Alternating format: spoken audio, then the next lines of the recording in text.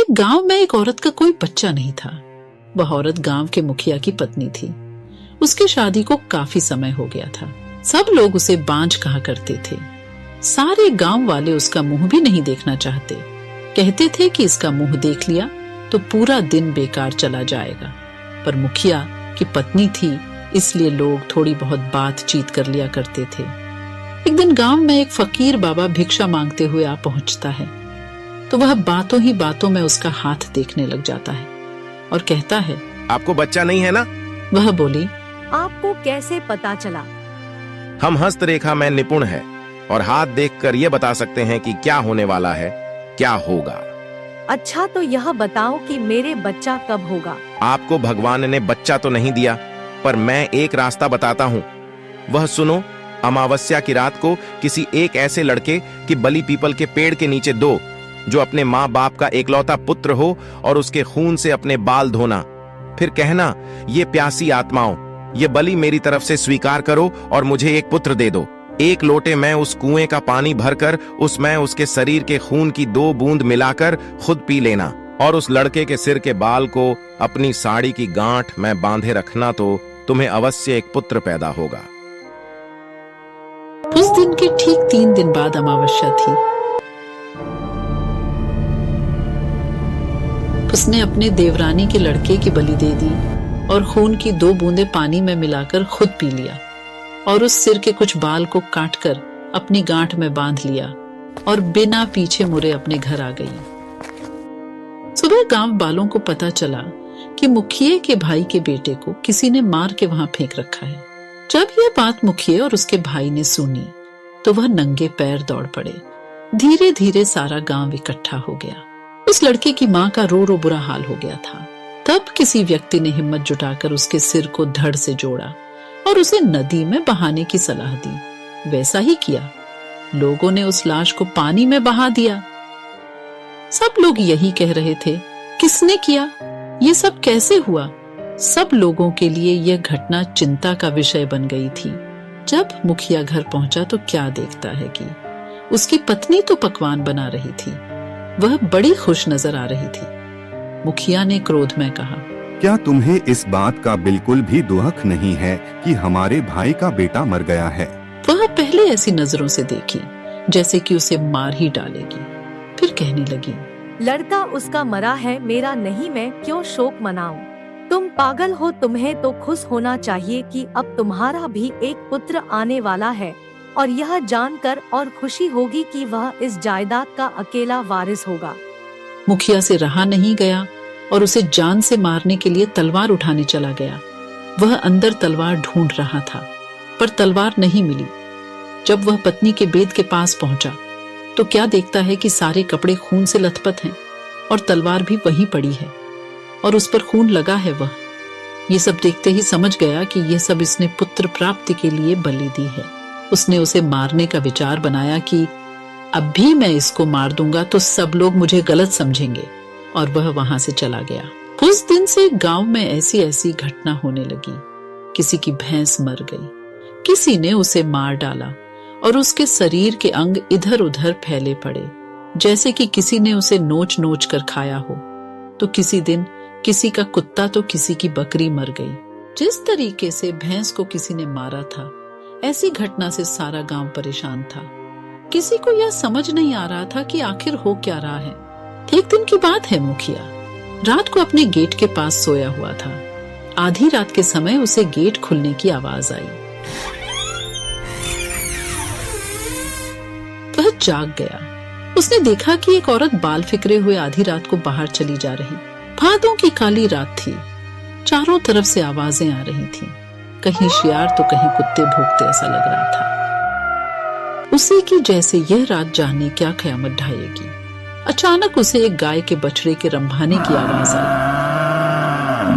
वह समझ गया हो न हो यही सारे गांव की बर्बादी का कारण है। मुखिया के दिमाग में एक आइडिया आया कि क्यों ना मैं चलकर देखूं कि यह कहां जाती है। वह उठकर चल दिया। उसने आगे चल के क्या देखा कि पड़ोसी के गाय का बछड़ा का कटा हुआ मुंड पड़ा है और उसके धड़ को वह औरत खींचकर पीपल की ओर ले जा रही है।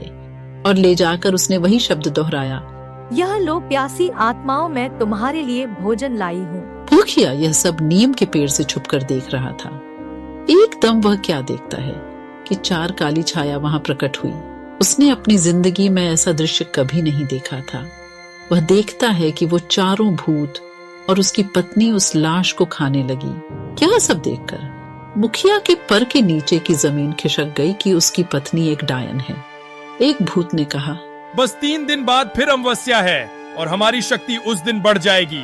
तब हम तुम्हें पूरी शक्ति सौंप देंगे और तुम अपनी मर्जी से कुछ भी कर सकती हो। तुम गांव वालों को अपनी उंगली पर नचा सकती हो। उसने यह सब सुनकर सारे गांव को चोरी चोरी जगा करके कहा, मैं तुम्हें बताता हूँ कि तुम्हारी बर्बादी एक डायन की वजह से हुई है। अपनी अपनी लाठी उठाओ और चलो मेरे साथ। आज उस डायन का अंत हम सब मिलकर करेंगे। और सब भागते हुए उस पीपल की ओर चल दिए। सारे गांव को अपनी तरफ आते देख सारे भूत तो गायब हो गए, पर वह डायन खड़ी रह गई। मुखिया की पत्नी को इस हालत में देखकर सारे गांव वालों के तो होश उड़ गए और वह रुक गए। मुखिया ने कहा, खड़े क्यों रह गए? यह तुम्हारी मालकिन नहीं, डायन है, डायन। और यह बोलते हुए सब उसे लाठियों से मारने लगे। वह अपनी जान बचाकर भागी और भागते हुए उस कुएं में जा गिरी और वह चिल्लाने लगी, बचाओ बचाओ। सारे गांव ने कहा, इसे सजा अपने आप मिलेगी, लटकी रहने दो इसे। वह चीखती रही, चिल्लाती रही, मुझे ऊपर निकालो, मुझे पानी पिलाओ। पर किसी ने उसकी सहायता नहीं की, पर वो बार बार यही बोलती रही कि मैं तुम सब गांव वालों को बर्बाद कर दूंगी। एक एक को मैंने पानी के लिए नहीं तरसाया तो मेरा नाम भी काली डायन नहीं। यही नाम दिया है तुमने मुझे, मैं तुम्हें छोड़ूंगी नहीं। 2 दिन तक उसकी लाश यूं ही लटकती रही। तीसरे दिन अमावस्या थी। उस दिन की रात के बाद उस लाश का पता नहीं चला कि कहाँ गई उसकी लाश। कुछ दिनों बाद गांव के कुएं का अचानक पानी सूख गया तो वो लोग परेशान हो गए। कुछ दिनों बाद क्या देखते हैं कि जिस कुएं में वह मारी थी वह पानी से भर गया है। सुबह जब कुछ लोगों ने कहा चलकर पानी खींचते हैं। यह एक अंधेरी और तूफानी रात थी। बारिश जोरों से हो रही थी और हवाएं तेज चल रही थीं। एक छोटा सा गांव था। गांव के लोग अपने घरों में सुरक्षित थे, लेकिन कुछ लोग बाहर थे। उनमें से एक छोटा लड़का था जिसका नाम एंडी था। एंडी अपने घर के पीछे के बगीचे में खेल रहा था। वह एक पेड़ के नीचे खड़ा था और बारिश देख रहा था। अचानक उसने एक आवाज सुनी। आवाज पेड़ से आई थी। एंडी ने ऊपर देखा और देखा कि एक आदमी पेड़ पर बैठा है। आदमी का चेहरा काला था और उसके बाल लंबे और सफेद थे। उसके हाथ लंबे और पतले थे और उसके नाखून लंबे और कांटेदार थे। आदमी का चेहरा क्रोध से भरा था। उसने एंडी को देखा और कहा, मुझे तुम्हारा खून चाहिए। एंडी बहुत डर गया। उसने भागने की कोशिश की, लेकिन आदमी बहुत तेज था। उसने एंडी को पकड़ लिया और उसके गले पर दांत गड़ा दिए। एंडी चीखता रहा, लेकिन कोई सुनने वाला नहीं था। आदमी ने एंडी का खून पिया और फिर वह गायब हो गया। एंडी को बचाया नहीं जा सका। उसका शरीर पेड़ के नीचे पड़ा मिला। उसके गले पर दांत के निशान थे। गांव के लोगों को बहुत दुख हुआ। उन्होंने एंडी का अंतिम संस्कार दिया और उसके लिए प्रार्थना की। लेकिन एंडी की मौत अभी भी रहस्य थी। कोई नहीं जानता था कि आदमी कौन था और वह कहां से आया था। एंडी की मौत के बाद गांव के लोग बहुत डर गए। वे रात में या फिर तूफान में बाहर जाने से डरते थे। वे सोचते थे कि वह डरावना आदमी फिर से आ सकता है और उन्हें भी मार सकता है। लेकिन कोई भी कुछ नहीं कर सका, क्योंकि वह डरावना आदमी बहुत शक्तिशाली था। आए दिन गांव में कोई न कोई व्यक्ति गायब हो रहा था, या फिर उसकी मृत शरीर खेतों या फिर पेड्डे के पास मिलती थी। एक दिन एक बूढ़ी महिला गांव में आई। उसने गांव के लोगों को बताया कि मैं एक जादूगर हूँ। मैं उस डरावने आदमी को ढूंढ सकती हूँ और उसे मार सकती हूँ। गांव के लोग बहुत खुश हुए।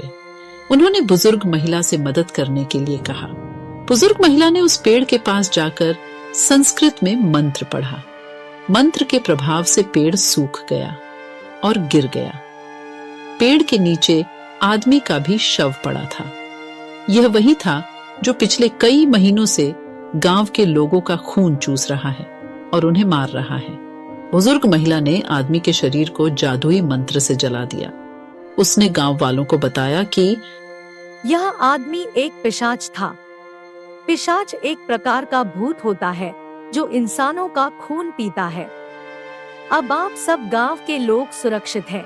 गांव के लोग बहुत खुश हुए। उन्होंने बुजुर्ग महिला को धन्यवाद दिया। बुजुर्ग महिला अब उसी गांव में रहने लगी और आसपास के दूसरे गांव में भी जाकर वहां के भूत पिशाचों को मारा करती थी। बुजुर्ग महिला ने जब से उस डरावने आदमी को मार दिया, उस समय से गांव में सभी लोग सुरक्षित थे। लेकिन पता नहीं कहां से एक चुड़ैल उस गांव में आ गई थी। वह चुड़ैल उस बूढ़ी जादूगरनी को खोजते हुए यहाँ आई थी, क्योंकि कई वर्षों पहले जब वह बूढ़ी जादूगरनी जवान हुआ करती थी, तब उसने इस चुड़ैल को एक पेड्डे में ही कैद कर दिया था, जिसके वजह से यह चुड़ैल कई वर्षों तक एक सुनसान जंगल के एक पेड्डा में बंधी रही थी। इसलिए उस चुड़ैल ने उस जादूगरनी महिला को मारने की प्रतिज्ञा ले रखी थी, इसलिए वह चुड़ैल जादूगरनी को खोजते हुए इस गांव में आई थी। वह एक शक्तिशाली चुड़ैल थी और उसने जल्दी ही गांव के लोगों को अपने वश में कर लिया। उस चुड़ैल ने गांव वालों को गुलाम बना लिया। हर हफ्ते गांव के किसी एक व्यक्ति को चुड़ैल आपले भोजन के लिए मारकर खा लिया करती थी। गांव वाले चुड़ैल से मुक्त होना चाहते थे, लेकिन वे कुछ नहीं कर सकते थे क्योंकि वह बहुत शक्तिशाली थी। लेकिन जादूगरनी की पिशाच को पकड़ दियचने के लिए कई महीनों से गायब थी।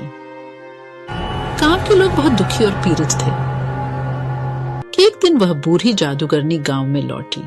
वह जिस पिशाच को पी के आने गई थी, वह बहुत ताकतवर था और महिला अब बूढ़ी हो चुकी थी।